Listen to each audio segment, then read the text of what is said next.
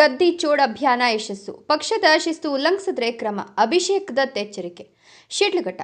ಕಾಂಗ್ರೆಸ್ನ ಓಟ್ ಚೋರ್ ಗದ್ದಿ ಚೋಡ್ ಸಹಿ ಸಂಗ್ರಹ ಅಭಿಯಾನ ಯಶಸ್ಸಿನ ಹಿನ್ನೆಲೆಯಲ್ಲಿ ಶಿಡ್ಲಘಟ್ಟಕ್ಕೆ ಭೇಟಿ ನೀಡಿದ ಎಐಸಿಸಿ ಪ್ರಧಾನ ಕಾರ್ಯದರ್ಶಿ ಅಭಿಷೇಕ್ ದತ್ ಕಾರ್ಯಕರ್ತರಿಗೆ ಅಭಿನಂದನೆ ಸಲ್ಲಿಸಿದರು.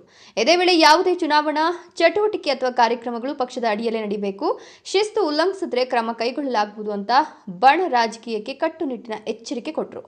ಶಿಡ್ಲಘಟ್ಟದಲ್ಲಿ ಮುಂಬರುವ ಆಗ್ನೇಯ ಪದವೀಧರ ಕ್ಷೇತ್ರದ ಚುನಾವಣೆ ಪೂರ್ವಭಾವಿ ಸಭೆಯಲ್ಲಿ ಮಾತನಾಡಿದ ಅವರು, ಬಿಜೆಪಿಯು ಮತಗಳ್ಳತನದಿಂದ ಅಧಿಕಾರ ಹಿಡಿತಾ ಇದ್ದು, ಮುಂದೊಂದು ದಿನ ಮತದಾರರು ಇದಕ್ಕೆ ತಕ್ಕ ಪಾಠ ಕಲಿಸ್ತಾರೆ. ಮತಗಳ್ಳತನಕ್ಕಾಗಿ ಬಿಜೆಪಿ ಭಾರಿ ಬೆಲೆ ತೆರಬೇಕಾಗ್ತದೆ ಎಂದರು. ಯಶಸ್ವಿ ಅಭಿಯಾನಕ್ಕೆ ಅಭಿನಂದನೆ. ಓಟ್ ಚೋರ್ ಗದ್ದಿ ಚೋಡ್ ಅಭಿಯಾನಕ್ಕೆ ಶಿಡ್ಲಘಟ್ಟದಲ್ಲಿ ಉತ್ತಮ ಸ್ಪಂದನೆ ದೊರೆತಿದ್ದು, ಎಲ್ಲ ಮುಖಂಡರು ಸಾಮೂಹಿಕವಾಗಿ ಶ್ರಮಿಸಿ ಇದನ್ನು ಯಶಸ್ವಿಗೊಳಿಸಿದ್ದೀರಿ. ಇದೇ ಹುಮ್ಮಸ್ಸು ಮುಂಬರುವ ಎಲ್ಲ ಚುನಾವಣೆಗಳಲ್ಲೂ ತೋರಿದ್ರೆ ಗೆಲುವು ನಮ್ಮದೇ ಅಂತ ಅಭಿಷೇಕ್ ದತ್ ವಿಶ್ವಾಸ ವ್ಯಕ್ತಪಡಿಸಿದರು. ಬ್ಲಾಕ್ ಕಾಂಗ್ರೆಸ್ ಅಧ್ಯಕ್ಷೆ ಸಹನಾ ರಾಜೀವ್ ಗೌಡ ಅವರು ಉತ್ತಮ ಸಂಘಟಕರಾಗಿ ಕಾರ್ಯನಿರ್ವಹಿಸುತ್ತಿರುವುದು ಮತ್ತು ಮತ್ತೋರ್ವ ಅಧ್ಯಕ್ಷ ಕೃಷ್ಣ ರೆಡ್ಡಿ ಸೇರಿ ಎಲ್ಲ ನಾಯಕರು ಒಗ್ಗಟ್ಟಾಗಿ ಪಕ್ಷ ಸಂಘಟನೆ ಮಾಡುತ್ತಿರುವುದಕ್ಕೆ ಅವರು ಅಭಿನಂದನೆ ಸಲ್ಲಿಸಿದರು. ಅಲ್ಲದೆ ಮುಂಬರುವ ಪದವೀಧರರ ಕ್ಷೇತ್ರದ ಚುನಾವಣೆಯಲ್ಲಿ ಪ್ರತಿ ಗ್ರಾಮ ಪಂಚಾಯಿತಿ ವ್ಯಾಪ್ತಿಯಲ್ಲಿ ಕನಿಷ್ಠ 30 ಮಂದಿ ಮತದಾರರನ್ನು ನೋಂದಾಯಿಸುವಂತೆ ಸೂಚಿಸಿದರು. ಬಣ ರಾಜಕೀಯಕ್ಕೆ ಅಭಿಷೇಕ್ ದತ್ ಕಠಿಣ ಎಚ್ಚರಿಕೆ. ಅಭಿನಂದನಾ ಕಾರ್ಯಕ್ರಮಕ್ಕೆ ಅಭಿಷೇಕ್ ದತ್ ಆಗಮಿಸಿದ ವೇಳೆ ಕಾಂಗ್ರೆಸ್ ಮುಖಂಡರಾದ ರಾಜೀವ್ ಗೌಡ ಮತ್ತು ಕಳೆದ ವಿಧಾನಸಭಾ ಚುನಾವಣೆಯಲ್ಲಿ ಬಂಡಾಯವೆದ್ದಿದ್ದ ಪುಟ್ಟು ಆಂಜನಪ್ಪ ಅವರ ಬೆಂಬಲಿಗರ ನಡುವೆ ಜೈಕಾರ ಘೋಷಣೆಗಳನ್ನು ಕೂಗುವ ವಿಚಾರದಲ್ಲಿ ಮಾತಿನ ಚಕಮಕಿ ನಡೆದು ಗೊಂದಲ ಸೃಷ್ಟಿಯಾಯಿತು. ಗದ್ದಲ ಉಂಟಾದ ಕಾರಣ ಅಭಿಷೇಕ್ ದತ್ ಅವರು ಭಾಷಣ ಮಾಡದೆ ಇಬ್ಬರು ನಾಯಕರನ್ನ ಕರೆದು ಮಾತುಕತೆ ನಡೆಸಿದರು. ಈ ವೇಳೆ ಪುಟ್ಟು ಆಂಜನಪ್ಪ ಅವರು ಪ್ರತ್ಯೇಕವಾಗಿ ಓಟ್ ಚೋರ್ ಗದ್ದಿ ಚೋಡ್ ಕಾರ್ಯಕ್ರಮ ನಡೆಸಿದ್ದು ಕಾರ್ಯಕರ್ತರಲ್ಲಿ ಗೊಂದಲಕ್ಕೆ ಕಾರಣವಾಗಿದೆ ಅಂತ ರಾಜೀವ್ ಗೌಡ ಬೇಸರ ವ್ಯಕ್ತಪಡಿಸಿದರು. ಈ ಸಂದರ್ಭದಲ್ಲಿ ಕಾಂಗ್ರೆಸ್ ಜಿಲ್ಲಾಧ್ಯಕ್ಷ Keshava Reddy, KPCC coordinator Rajeev Gowda, block Congress ಅಧ್ಯಕ್ಷೆ ಸಹನಾ ರಾಜೀವ್ ಗೌಡ, ಕೃಷ್ಣ ರೆಡ್ಡಿ, ಮುಖಂಡರಾದ Puttu Anjanappa, Bhaktarahalli Munegowda, dolphin Nagaraj, pump Nagaraj, Kundalagurki Munindra, DV Venkatesh, Yasmin Taj, Afzar Pasha, K Gudiyappa, Hireballa Krishnappa, Vishwanath, Naganarasimha ಸೇರಿದಂತೆ ಇನ್ನೂ ಅನೇಕ ಮುಖಂಡರು, ಕಾರ್ಯಕರ್ತರು ಹಾಜರಿದ್ದರು. ವರದಿ ನಂದಿ ರಾಜೇಶ್, ಶಿಡ್ಲಘಟ್ಟ.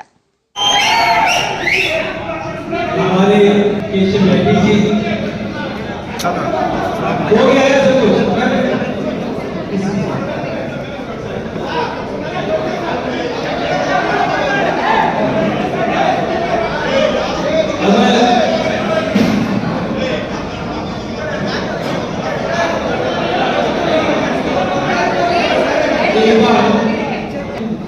कि अगर आप सबने जो गलाटा शराटा करना था कर लिया, अब काम की बात कर ले। पूरे दिन घूमने होते हैं तो ये सब होते हैं तो थोड़ा हमको भी अच्छा लगता है।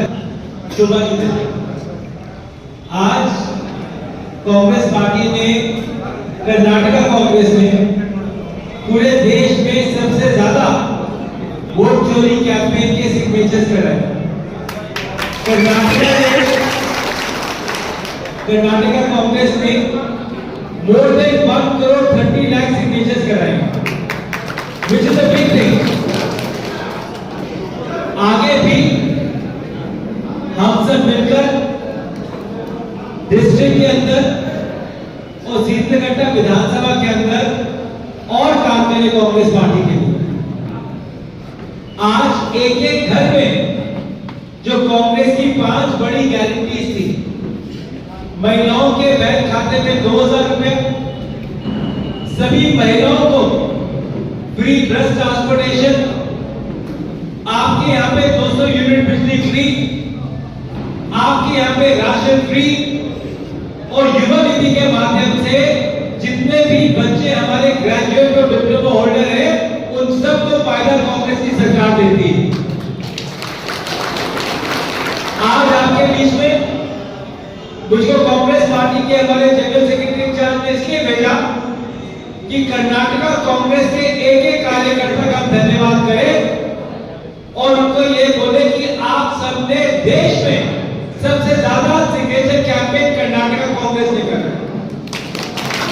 आगे भी हमारे यहाँ पे एक साउथ ईस्ट ग्रेजुएट का एमएलसी का इलेक्शन है। ये वो इलेक्शन है जो पिछले कई सालों से हमारी पार्टी ने नहीं जीता।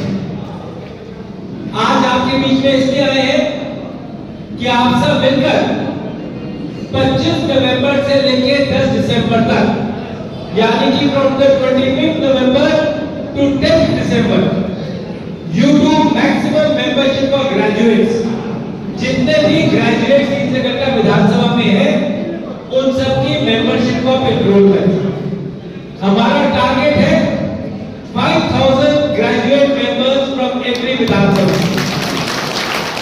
एक कॉन्स्टिट्यूएंसी से, एक विधानसभा से, एक कॉन्स्टिट्यूएंसी से, एक विधानसभा से हम 5000 लोगों को मेंबर्स बनाए। ये मेंबरशिप बहुत आसान है। इस मेंबरशिप के अंदर आपको केवल उस व्यक्ति को मेंबर बनाना है जो आज से 3 साल पहले ग्रेजुएट हुआ है। Any person who did graduation before 3 years, age is not a limit। वो 70 साल के हो, 80 साल के हो, 90 साल के हो, किसी भी इनकी एज से कोई फर्क नहीं पड़ता। उनके पास लोकल आधार कार्ड होना चाहिए, उनके पास एक व्हाइट बैकग्राउंड में फोटोग्राफ होनी चाहिए और वो ग्रेजुएट की डिग्री होनी चाहिए। ये 4 चीजें चाहिए ग्रेजुएट मेंबर बनाने की। ग्रेजुएट मेंबर बनाने की कोई फीस नहीं है। हम 25 तारीख से रिक्वेस्ट करेंगे आपको कि हर एक ग्रुप पे हम कम से कम 25 to 30 मेंबर्स बनाएं। आपके कितने बूथ से नोट हम नहीं पूछे, आपके यहाँ पे 224 बूथ है। अगर आप हर बूथ में अप्रोक्सीमेटली 30 मेंबर्स बनाते हो तो यू टच 6000 वोट्स। हमारा सिंपल क्राइटेरिया है कि ये सीट इस बार कांग्रेस पार्टी को एमएलसी में जीतनी है और वो तभी पॉसिबल होगा अगर आप सब लोग मिलकर मैक्सिमम ग्रेजुएट के मेंबर्स बनाए। इसीलिए मैं आपके बीच में आया था। सीतलगट्टा चिकबल्लापुर डिस्ट्रिक्ट का आज हमने पूरा राउंड काटा। हमने आपके आने से पहले एक विधानसभा में गए, पहले उनको वोट चोरी कैंपेन के लिए धन्यवाद करा और फिर इनसे रिक्वेस्ट करी कि आप सब मिलकर मैक्सिमम मेंबरशिप यहाँ करें। एक बार फिर से मैं राजीव भाई का, पुज्जू जी का, हमारी ब्लॉक फैमिली को कह रहा था कि मैं तो अपनी प्रोफेशनल ब्लॉक प्रेसिडेंट बन गई हूँ। I have seen her working for. मैं केशव जी का भी धन्यवाद करता हूँ, पुट्टू भाई का भी धन्यवाद करता हूँ और हम सब मिलकर एक अच्छी मेंबरशिप यहाँ पे करें। और मैं एक रिक्वेस्ट आपसे करना चाहता हूँ कि 97 I can test my first election। हम कॉलेज इलेक्शन में ये सब करते हैं, अब ये सब नहीं करते। क्या होता है, अच्छा नहीं लगता। पुलिस के लोग हैं, क्या देखेंगे, मीडिया के साथी हैं, क्या देखेंगे, ये सब चलता रहता है। बड़ी लिमिट। आपने जो भी करा, मैं आपके सेंटिमेंट्स का रिस्पेक्ट करता हूँ। अच्छा लगता है कि इतनी डेडिकेशन आप लोग अपने लीडर्स के लिए है। ये दिखाता है आप लोग अपने लीडर्स को कितना प्यार करते हैं। बट एक लिमिट तक कीजिए। आप जो भी करा, मेरे को इन चीजों को बुरा नहीं लगता, बिकॉज मैंने खुद ये सब करा है, तो कैसे बुरा लगेगा, बट आप नहीं करते। तो इसीलिए हम सब मिलकर काम करें। एक बार फिर से बहुत बहुत धन्यवाद, हमारे सभी वर्कर्स का बहुत बहुत धन्यवाद। जय हिंद, जय भारत, जय कांग्रेस। आप दीजिए बट तरीके से ठीक।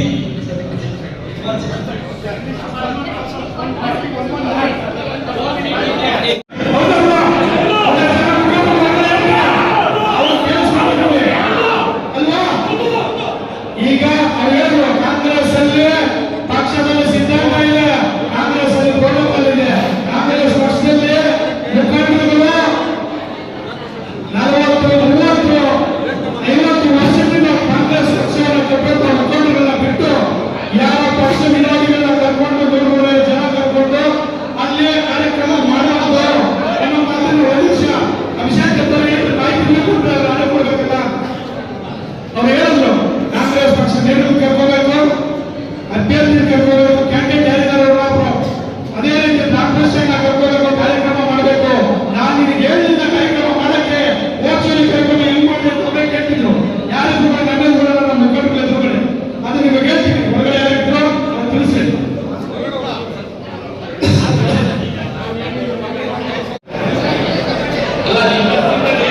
ಯಾಕೆ ಗಂಟೆ ಬರ್ತದೆ?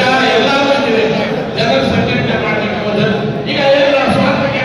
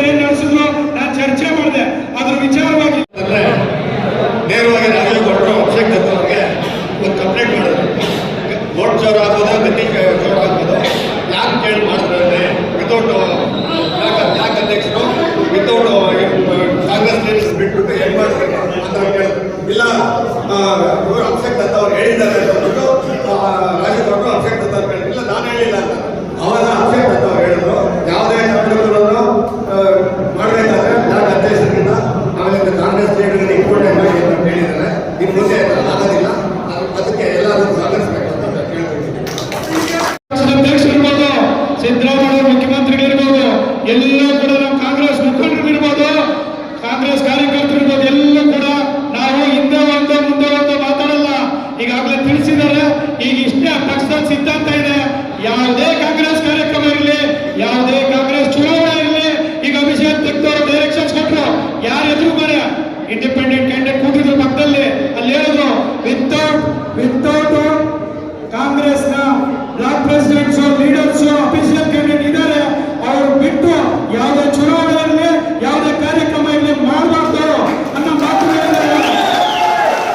ಯಾರೆದುರು ಕೂಡ ನಮ್ಮ ಒಬ್ಬರನ್ನ ನಮ್ಮ ಮುಖಂಡರು ಇದ್ರು ಒಳಗಡೆ, ನಮ್ಮ ಮುಖಂಡರ ಜೊತೆಯಲ್ಲಿ ಇಂಡಿಪೆಂಡೆಂಟ್ ಕ್ಯಾಂಡಿಡೇಟ್ ಪಕ್ಕ ಕೂತ್ಕೊಂಡಿದ್ರು. ಅವ್ರಿಗೂ ಸಹ ಇದ್ದಾರೆ, ಅವ್ರಿಗೂ ಅರ್ಥ ಆಗಿದೆ. ಇವತ್ತು ಇನ್ನು ಮುಂದೆ ಪಕ್ಷ ವಿರೋಧಿ ಕೆಲಸಗಳು ಯಾವುದು ಮಾಡಬಾರ್ದು. ಪಕ್ಷ ವಿರೋಧಿ ಅಂದ್ರೆ ಏನಂದ್ರೆ ಕಾಂಗ್ರೆಸ್ ಪಕ್ಷದ ಸಿದ್ಧಾಂತ ಏನಿದೆ ಆ ಸಿದ್ಧಾಂತದ ಪ್ರಕಾರ ಹೋಗಬೇಕು, ಆ ಪ್ರೋಟೋಕಾಲ್ ಪ್ರಕಾರ ಹೋಗ್ಬೇಕು ಅನ್ನೋದನ್ನ ಅವರು ಅರಿವು ಮಾಡಿದ್ದಾರೆ. ಗೊತ್ತಿದ್ದೆ ಅವರು ತಪ್ಪು ಮಾಡಿದ್ದಾರೆ, ಅವರು ಕೂಡ ಅಕ್ಸೆಪ್ಟ್ ಮಾಡ್ಕೊಂಡಿದ್ದಾರೆ. ಹಂಗಾಗಿ ಹೇಳ್ತಿದ್ರೆ ಕಾಂಗ್ರೆಸ್ ಪಕ್ಷ ಅಂತ ಒಂದು ಸೂಚನೆ ಕೊಟ್ಟಿದ್ದೀನಿ, ಖಂಡಿತ ಹೇಳ್ತಿದ್ದೀನಿ. ಇನ್ನು ಮುಂದೆ ಇಲ್ಲಿ ಪಕ್ಷ ವಿರೋಧಿ ಕೆಲಸಗಳು ನಡೆಯೋದಕ್ಕೆ ಅವಕಾಶ ಇರೋದಿಲ್ಲ ಅನ್ನೋ ಮಾತನ್ನ ನಾನು ಹೇಳಕ್ ಇಷ್ಟಪಡ್ತೀನಿ. ಯಾಕಂದ್ರೆ ಇವತ್ತು ಕಾಂಗ್ರೆಸ್ ಕಾರ್ಯಕರ್ತರು ಮುಖಂಡರು ನೀವೆಲ್ಲ ಅದ್ರ ಬಗ್ಗೆ ಅವ್ರ ಹತ್ರ ಹೇಳಿದ್ರಿ, ಇನ್ನೂ ಸ್ವಲ್ಪ ಸಮಯ ಕೊಟ್ಟಿದ್ರು ಹೇಳ್ತಾ ಇದ್ರೆ ಅವರು ಕಾರಣಾಂತರದಿಂದ ಹೋಗಬೇಕಾಗಿ ಕೊಟ್ಟಿರೋದು. ಆದ್ರೂ ಕೂಡ ಒಳಗಡೆ ವಿಚಾರ ಕೇಳಿಸ್ಕೊಂಡಿದ್ದಾರೆ.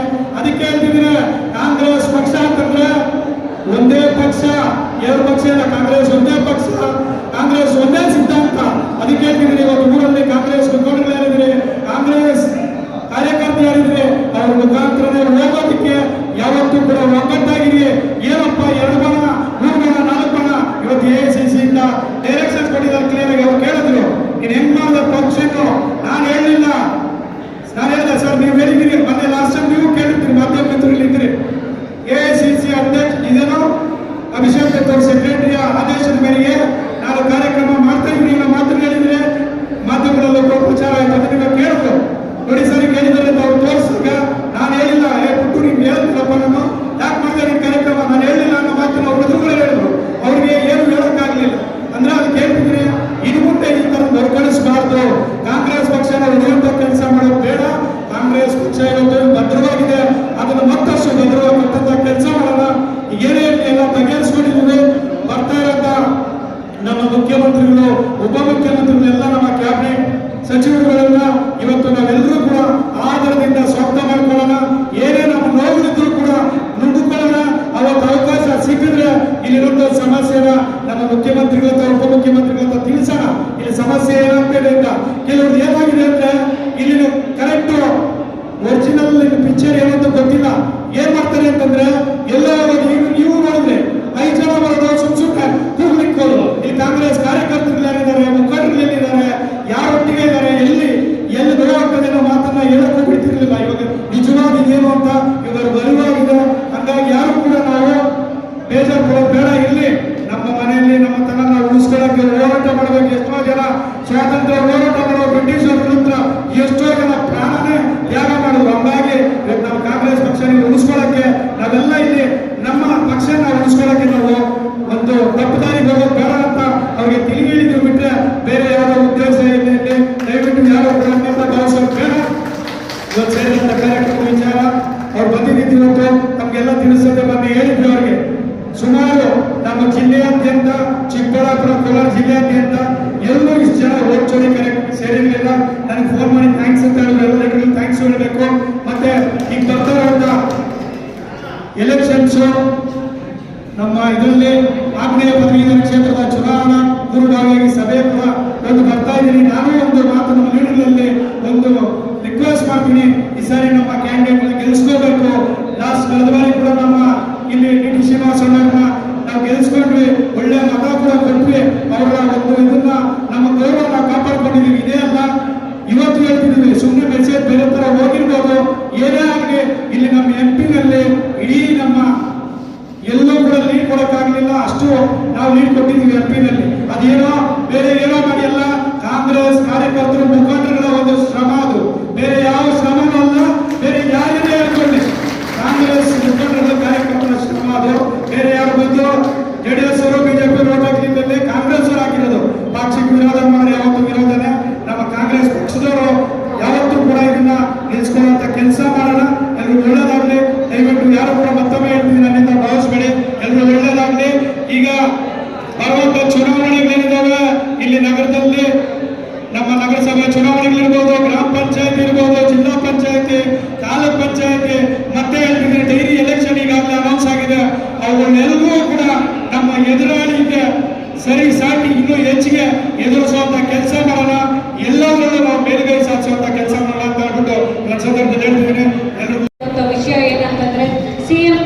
ಕಾರ್ಯಕ್ರಮಕ್ಕೆ ನಾವು ಬಸ್ಗಳ ವ್ಯವಸ್ಥೆ ಮಾಡಬೇಕಾಗಿದೆ.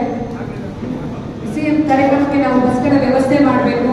ಯಾವ್ಯಾವ ಬ್ಲಾಕಿಗೆ ಏನ್ ಬೇಕು, ಯಾವ್ಯಾವ ಬೂತ್ಗೆ ಬಸ್ ಬೇಕು ಅನ್ನೋದನ್ನ ನಾವು ಫೋನ್ ಮುಖಾಂತರ ನಿಮ್ಮ ಹತ್ರ ಟಚ್ಗೆ ಬರ್ತೀವಿ. ನೀವು ನಮಗೆ ತಿಳಿಸಿದ್ರೆ ಅಲ್ಲಿಗೆ ಬಸ್ಗಳನ್ನು ಕಳಿಸ್ಕೊಡೋದನ್ನ ನಾವು ಮಾಡ್ತೀವಿ. ಸುಮಾರು 10,000ಕ್ಕೂ ಮೇಲ್ಪಟ್ಟ ಜನ ನಾವು ಸೇರಬೇಕು. ನಮ್ಮ ಟೌನ್ ಹತ್ರ ಇರೋದ್ರಿಂದ ಟೌನಿಂದ ಆದಷ್ಟು ಜಾಸ್ತಿ ಜನ ಬರಬೇಕು ಅನ್ನೋದು ನನ್ನ ಮನವಿ. ಅದೇ ಥರ ನಾವು ಬೂತ್ ಮಟ್ಟದಲ್ಲಿ ಕೆಲಸ ಮಾಡಬೇಕು ಅನ್ನೋದನ್ನ ಪ್ರತಿಯೊಂದು ಬೂತ್ಗೂ ಬರ್ತಾ ಇದ್ದೀವಿ. ನಿಮಗೆ ಬುಧವಾರದ ಮೇಲೆ ನೀವು ಪ್ರತಿಯೊಂದು ಬೂತ್ನಲ್ಲಿ ಕೂಡ ನಾವು ಬಂದು ಬೂತ್ನ ಯಾವ ರೀತಿ ಬಲವರ್ಧನೆ ಮಾಡಬೇಕು ಅನ್ನೋ ಕೆಲಸವನ್ನು ನಾವು ಮಾಡ್ತೀವಿ.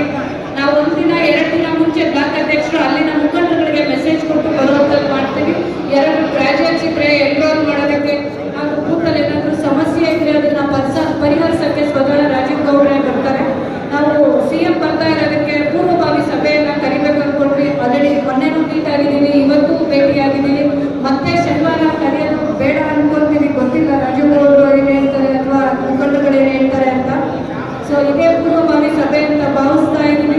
ಏನೇನು ಬಸ್ ಬೇಕು, ಯಾವ ಪಂಚಾಯತಿಗೆ ಎಷ್ಟು ಬಸ್ ಬೇಕು ಅಂತ ನಮ್ಮ ಟೀಮ್ ಅವರು ಕಾಂಟ್ಯಾಕ್ಟ್ ಮಾಡಿ ಬಸ್ಗಳನ್ನು ಕಳಿಸ್ತಾರೆ. ರಾಜೀವ್ ಗೌಡ್ರು ಮಾತಾಡ್ತಾರೆ.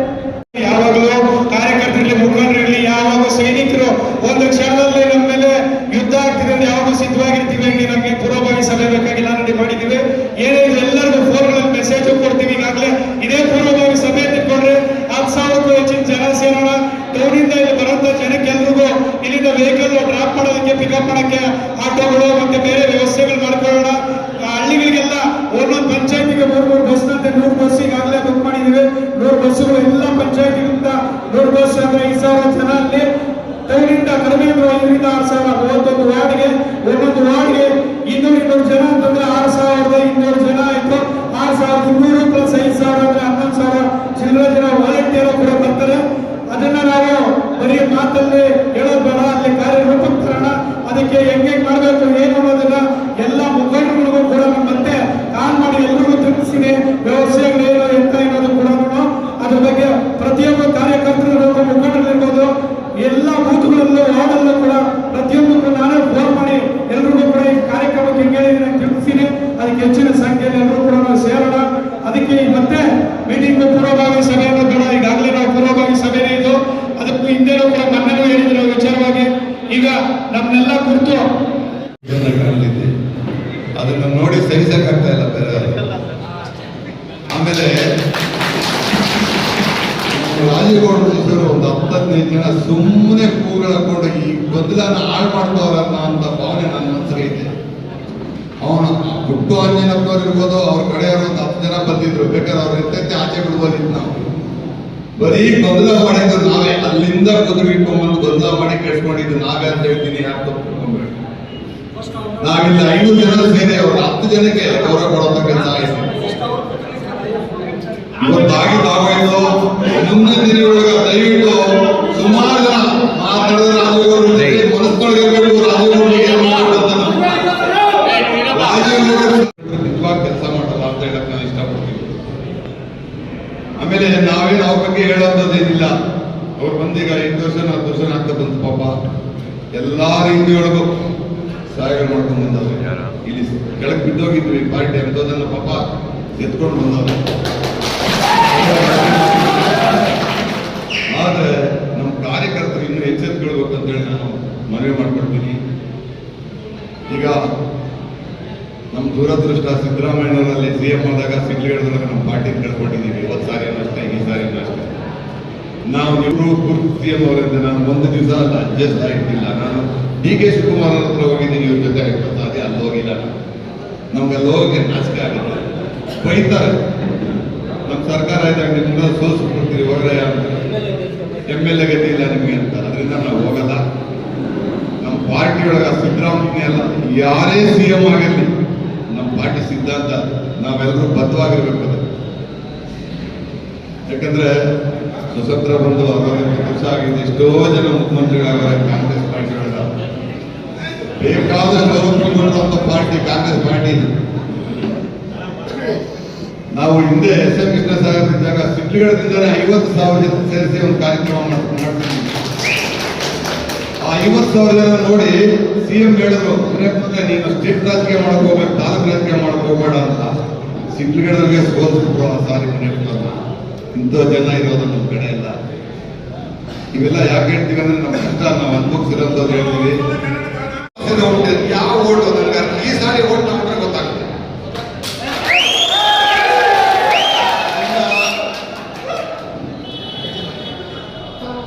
ರಾಜೀವ್ ಗೌಡರು ಪಾಪ ಲಾಸ್ಟ್ ಮೂಮೆಂಟ್ ಒಳಗ ಏನೋ ಗೊಂದಲ ಮಾಡ್ಕೊಂಡು ಟಿಕೆಟ್ ತಗೊಂಡು ಬಂದ್ಬಿಟ್ರು. ಅದೇನಾಗೋಯ್ತು ಒಂಥರ ಎಲ್ರಿಗೂ ಗೊತ್ತಿರೋಂಥ ಜನ ಸುಮ್ಮನೆ ನಾನು ಹೇಳಿದ್ರೆ ನಮ್ಮ ಮಾತು ನಿಂತು ನನ್ನ ಹಾಗೆ ಬಂದ್ಬಿಡ್ತಾರೆ. ನಾನು ಹೇಳಕ್ ಹೋಗಲ್ಲ, ಅದೆಲ್ಲರಿಗೂ ಗೊತ್ತಿರೋಂಥ ಜನ. ಈಗ ಅದೆಲ್ಲ ಜನ ಬಂದಿದ್ದಾರೆ. ಈಗ ನಮ್ಮ ಪುರಸಭೆ, ನಗರಸಭೆ ಎಲೆಕ್ಷನ್, ಪಂಚಾಯತ್ ಎಲೆಕ್ಷನ್ ಬರ್ತೈತೆ.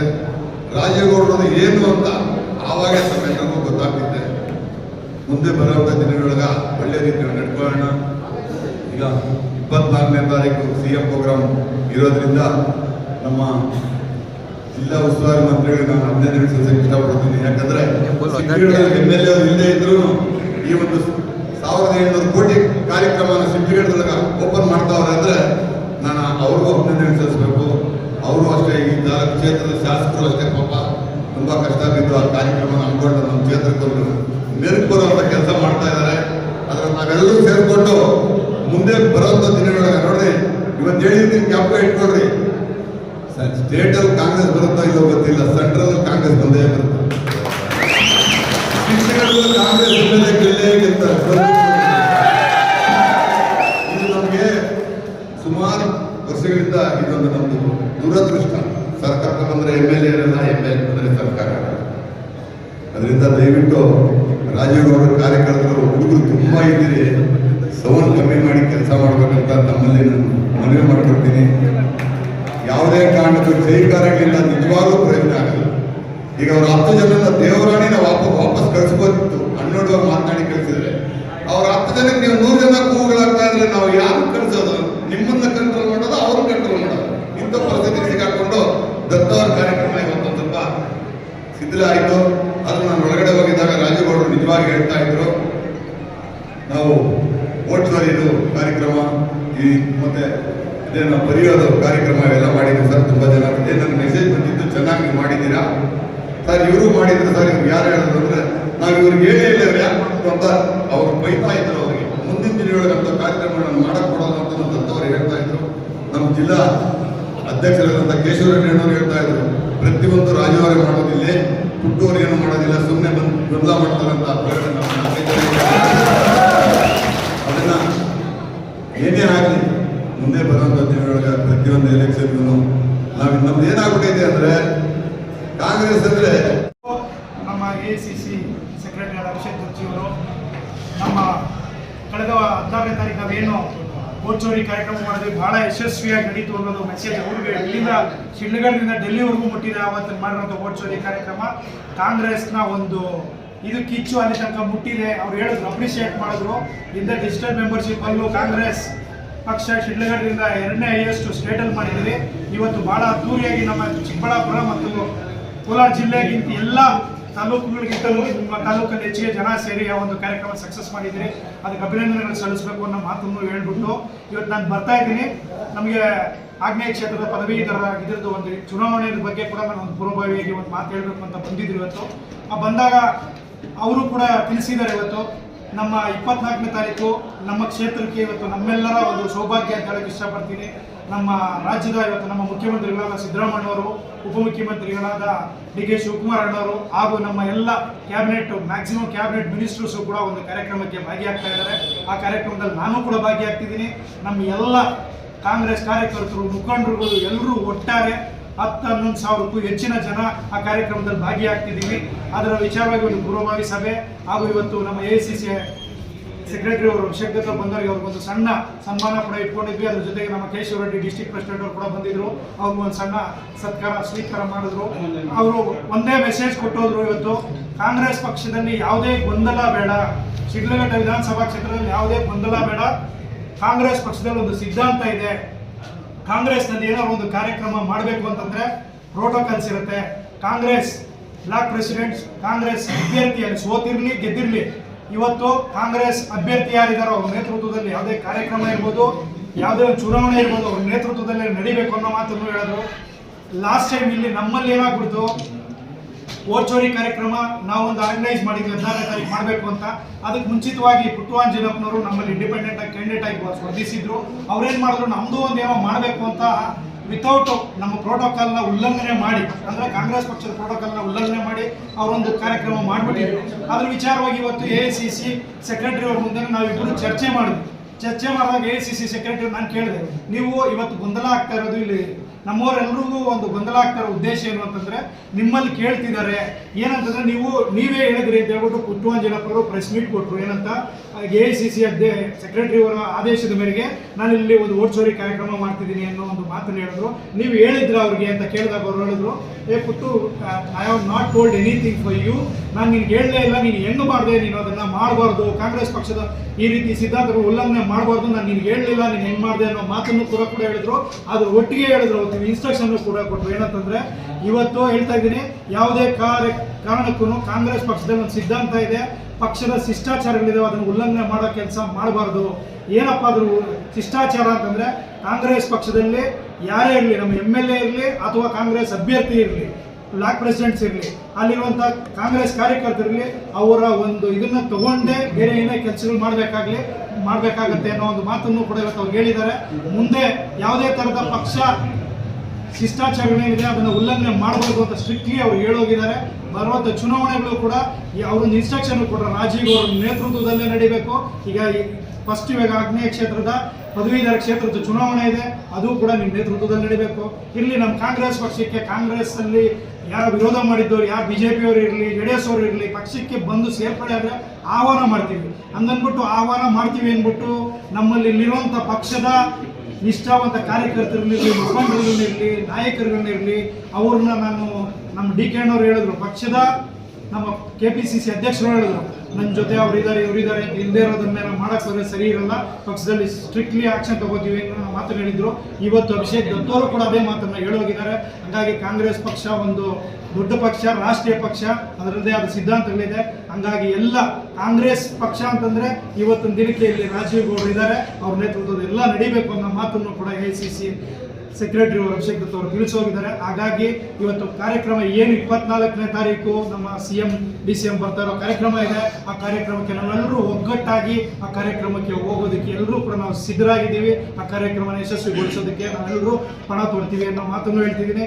ಅದ್ರ ಒಟ್ಟಿಗೆ ಈಗ ಬರ್ತಾ ಇರೋಂಥ ಚುನಾವಣೆಗಳೇನಿದೆ, ನಮ್ಮಲ್ಲಿ ಈಗಾಗಲೇ KMF ಡೈರಿದು ಎಲೆಕ್ಷನ್ಸ್ ಅನೌನ್ಸ್ ಆಗಿದೆ ಫೆಬ್ರವರಿ 1ನೇ ತಾರೀಕು, ಅದು ಕೂಡ ನಮ್ಮ ನೇತೃತ್ವದಲ್ಲಿ ನಡೆಸಬೇಕು ಅನ್ನೋ ಮಾತನ್ನು ಕೂಡ AICC ಸೆಕ್ರೆಟರಿ ಅವರು ಹೇಳೋಗಿದ್ದಾರೆ. ಬರುವಂಥ ಸ್ಥಳೀಯ ಚುನಾವಣೆಗಳು ಅಂದರೆ ಗ್ರಾಮ ಪಂಚಾಯತಿ, ಜಿಲ್ಲಾ ಪಂಚಾಯತ್, ತಾಲೂಕ್ ಪಂಚಾಯತ್, ನಗರಸಭಾ ಚುನಾವಣೆಗಳು ಯಾವುದೇ ಇರಲಿ, ಅದು ಅಫಿಷಿಯಲ್ ಕ್ಯಾಂಡಿಡೇಟ್ ಮುಖಾಂತರನೇ, ಬ್ಲಾಕ್ ಪ್ರೆಸಿಡೆಂಟ್ಸ್ ಮುಖಾಂತರನೇ ನಡೆಯುತ್ತೆ ಅನ್ನೋ ಒಂದು ಮೆಸೇಜು ಕೂಡ ಕೊಟ್ಟೋಗಿದ್ದಾರೆ. ಅದನ್ನು ಎಲ್ಲ ನಮ್ಮ ಕೆಲವರು ಮುಖಂಡರುಗಳು ಕೂಡ ಇದ್ದರು, ಆ ಮುಖಂಡರುಗಳು ಕೂಡ ಅದನ್ನು ತಿಳಿಸಿದ್ದಾರೆ. ಸರ್, ಈಗ ಮುಖ್ಯಮಂತ್ರಿ 24ನೇ ತಾರೀಕು ಬರೋ ಹಿನ್ನೆಲೆಯಲ್ಲಿ ಈಗ ತಾನೇ ಮುಖಂಡರು ಹೇಳಿದ ಮಾತಿನ ಪ್ರಕಾರ ಯಾರೋ ಒಬ್ಬ ಕ್ಯಾಂಡಿಡೇಟ್ನ ಡಿಕ್ಲೇರ್ ಮಾಡಿ ಅಂತ ಹೇಳ್ತಾ ಇದ್ದಾರೆ, ಅದಕ್ಕೆ ಸಮ್ಮತಿಸ್ತಾರ ಸರ್ ನೀವು? ಈಗಾಗಲೇ ನಾನು ಹೇಳಿದಂತೆ ನಮ್ಮ AICC ಸೆಕ್ರೆಟರಿ ಅವರು ಹೇಳಿದ್ರು, ಕಾಂಗ್ರೆಸ್ ಪಕ್ಷದಲ್ಲಿ ಇವತ್ತು ಅಫಿಷಿಯಲ್ ಕ್ಯಾಂಡಿಡೇಟ್ ಇದ್ದಾರೆ. ಅಫಿಷಿಯಲ್ ಕ್ಯಾಂಡಿಡೇಟ್ ಅಂದರೆ ರಾಜೀವ್ ಗೌಡ್ರ ನೇತೃತ್ವದಲ್ಲೇ ಎಲ್ಲ ನಡೀಬೇಕು ಅನ್ನೋ ಮಾತನ್ನು ಕೂಡ ಅಭಿಷೇಕ್ ದತ್ ಅವರು ತಿಳಿಸಿದ್ದಾರೆ. ಹಂಗಾಗಿ ಬೇರೆ ಮಾತೇ ಇಲ್ಲ. ಇಲ್ಲಿ ಏನೇ ಇರಲಿ, ಪಕ್ಷದಲ್ಲಿ ನಾನು 2023ರಲ್ಲಿ ಸೋತ ದಿನದಿಂದ ಮರುದಿನದಿಂದಾನೇ ಪಕ್ಷದಲ್ಲಿ ವೆರಿ ಆಕ್ಟಿವ್ ಆಗಿ ಕೆಲಸ ಮಾಡ್ತಿದ್ದೀನಿ. ಇಲ್ಲಿ ಏನಾಗುತ್ತೆ ಅಂತಂದರೆ, ಆಸ್ಪಿರೆಂಟ್ಸು 100 ಜನ ಬರ್ಬೋದು, ಒಂದು 100 ಜನ ಯಾರೇ ಒಂದು ಪದವಿಗೆ ಪ್ರಯತ್ನ ಮಾಡೋದು ಅದು ಸಹಜ. ಆದರೆ ರಾಜ ಒಬ್ಬನೇ ಆಗೋಕ್ಕಾಗತ್ತೆ. ಹಂಗಾಗಿ ಕಾಂಗ್ರೆಸ್ ಪಕ್ಷದಲ್ಲಿ ಒಬ್ಬರಿಗೆ ಹೈಕಮಾಂಡಿಂದ ಟಿಕೆಟ್ ಕೊಡ್ತಾರೆ, ಅದು ಸಿದ್ಧಾಂತ ಕೂಡ ಇದೆ. ಕಾಂಗ್ರೆಸ್ ಪಕ್ಷದಲ್ಲಿ ಸೋತಿರೋಂಥ ಕ್ಯಾಂಡಿಡೇಟ್, ಡಿಪ್ಯೂಟೆಡ್ ಕ್ಯಾಂಡಿಡೇಟು ಆಕ್ಟಿವ್ ಆಗಿದ್ರೆ ಇತಿಹಾಸ ಇದೆ. ಯಾವುದೇ ಕಾರಣಕ್ಕೂ ಬೇರೆ ಯಾರೇ 100 ಜನ ಇದ್ದರೂ ಕೂಡ ಟಿಕೆಟ್ ಅವ್ರಿಗೆ ಕೊಡೋದಿಲ್ಲ. ಅದು ಉದಾಹರಣೆಗಳು ಕೂಡ ಇದೆ. ಹಂಗಾಗಿ ನಾವು ಆಕ್ಟಿವ್ ಆಗಿ ಕೆಲಸ ಮಾಡ್ತಿದ್ದೀವಿ. 100% ಟಿಕೆಟ್ ಬರೋದ್ರಲ್ಲಿ 100 ಗ್ಯಾರಂಟಿ ಅನ್ನೋ ಮಾತನ್ನು ಕೂಡ ಹೇಳ್ತಿದ್ದೀನಿ. ನನ್ನ ನೇತೃತ್ವದಲ್ಲೇ ಚುನಾವಣೆಗಳು ಎದುರಿಸಬೇಕು ಅನ್ನೋ ನಮ್ಮ AICC ಡೈರೆಕ್ಷನ್ ಕೊಟ್ಟಿದ್ದಾರೆ. ಅದೇ ರೀತಿ KPCCನಲ್ಲಿ ವಿತ್ ರೈಟಿಂಗಲ್ಲಿ ಮಾಡಿದ್ದಾರೆ. ಹಂಗಾಗಿ ಮುಂದಿನ ದಿನಗಳಲ್ಲೂ ಕೂಡ 100% ರಾಜೀವ್ ಅವರ ನೇತೃತ್ವದಲ್ಲಿ ಎಲ್ಲ ನಡೆಸ್ಕೊಂಡು ಹೋಗ್ಬೇಕು ಅನ್ನೋ ಮಾತನ್ನು ಕೊಟ್ಟಿದ್ದಾರೆ. ಹಾಗಾಗಿ ನಾನು ಜವಾಬ್ದಾರಿ ಕೊಟ್ಟರೆ ನಾನು ನಡೆಸ್ಕೊಂಡು ಹೋಗ್ತೀನಿ ಅನ್ನೋ ಮಾತನ್ನು ಹೇಳಕ್ಕೆ ಇಷ್ಟಪಡ್ತೀನಿ. ಉಸ್ತುವಾರಿ ಸಚಿವರಿಗೆ ಏನಾಗಿತ್ತು, ಇಲ್ಲಿ ಅವ್ರಿಗೆ ಕೆಲವು ಇದರಲ್ಲಿ ಸ್ವಲ್ಪ ತೊಂದರೆ, ಅವ್ರಿಗೆಲ್ಲ ಗೊಂದಲ ಇತ್ತು. ಆ ಗೊಂದಲ ಆಕ್ಚುಲಿ ನಮ್ಮ KPCC ಅಧ್ಯಕ್ಷರಾದ DK ಶಿವಕುಮಾರ್ ಅವರು ಕೂಡ ಕ್ಲಿಯರಾಗಿ ಹೇಳಿದ್ದಾರೆ.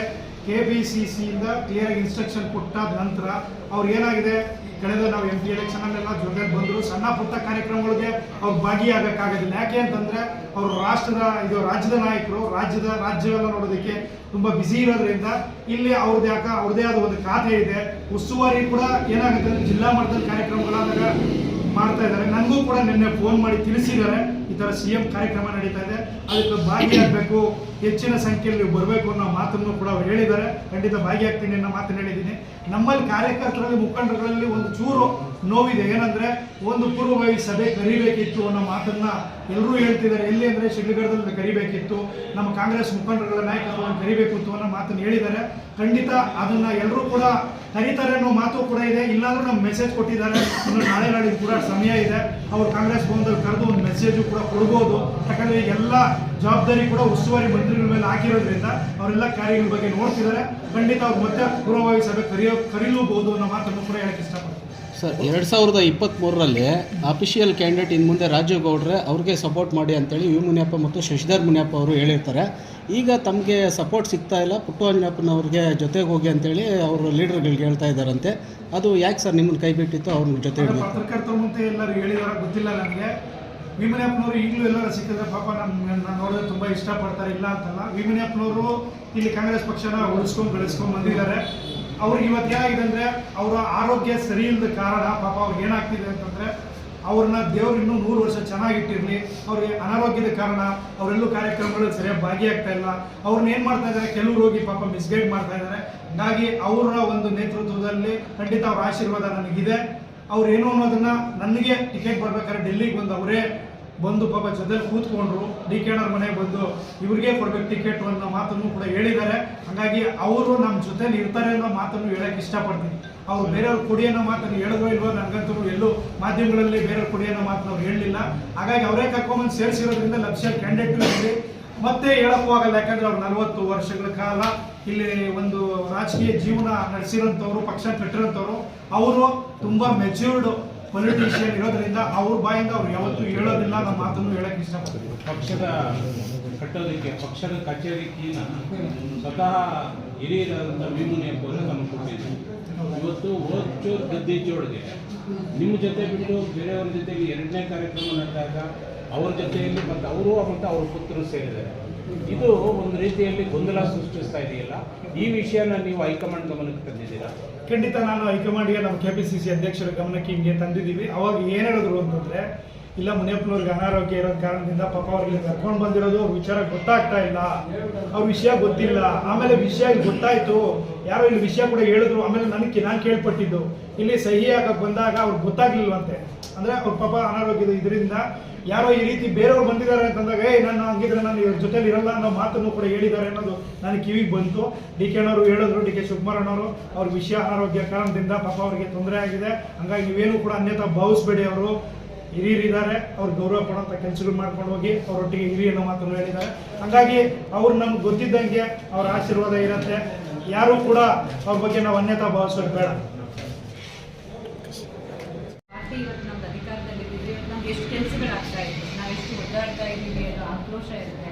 ನಮ್ಮ ಅಫಿಷಿಯಲ್ ಕ್ಯಾಂಡಿಡೇಟ್ ಏನಿದೆ, ಪಾರ್ಟಿ ಸಿದ್ಧಾಂತ ತುಂಬಾ ಮುಖ್ಯ ಸರ್. ಏನಿದೆ, ಪಕ್ಷ ಅಂದ್ರೆ ತಾಯಿ, ನಾವು ಸಿದ್ಧಾಂತದ ಮೇಲೆ ನಿಂತ್ಕೋಬೇಕು.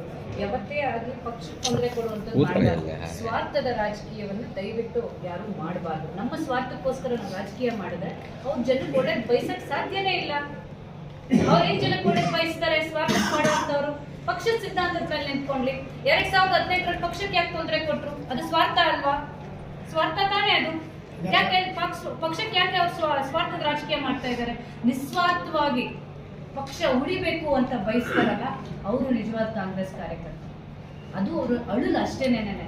ಇವತ್ತು ಏನಂದ್ರು, AICCನವ್ರು ಬಂದಾಗ ಅವ್ರದ್ದೊಂದು ಅಳಲು, ಏನಪ್ಪ ನಮ್ಮ ಪಕ್ಷ ಹಿಂಗ ಆಗ್ತಾ ಇದೆಯಲ್ಲ, ಎಲ್ಲ ಸ್ವಾರ್ಥದ ರಾಜಕೀಯ ಮಾಡಕ್ ಹಿಡಿದ್ರೆ ನಮ್ಮಂತ ನಿಷ್ಠಾವಂತರು ಏನಾಗಬೇಕು ಅನ್ನೋ ಅಳಲು. ಬಟ್ ನಮ್ಮ ಸಿದ್ದರಾಮಯ್ಯ ಅವ್ರ ಹತ್ರ ಇರ್ಬೋದು, ನಾವು KPCC ಇರ್ಬೋದು, AICC ಇರ್ಬೋದು, ಇದನ್ನ ನಾವು ಅಲ್ಲಿ ಗಮನಕ್ಕೆ ತಂದಿದ್ದೀವಿ. ಬ್ಲಾಕ್ ಅಧ್ಯಕ್ಷಗಳು ನಾವು ಗಮನಕ್ಕೆ ತಂದಿದ್ದೀವಿ. ನಮ್ಮ ಮುಖಂಡರ ಮುಖಾಂತರನೇ ಹೋಗಿ ತಂದಿರುವಂಥದ್ದಿದೆ. ಈ ಥರ ಇನ್ನು ಆಗಲ್ಲ ಅನ್ನೋದನ್ನ ಅವ್ರು ನಮಗೆ ಭರವಸೆ ಕೊಟ್ಟಿದ್ದಾರೆ.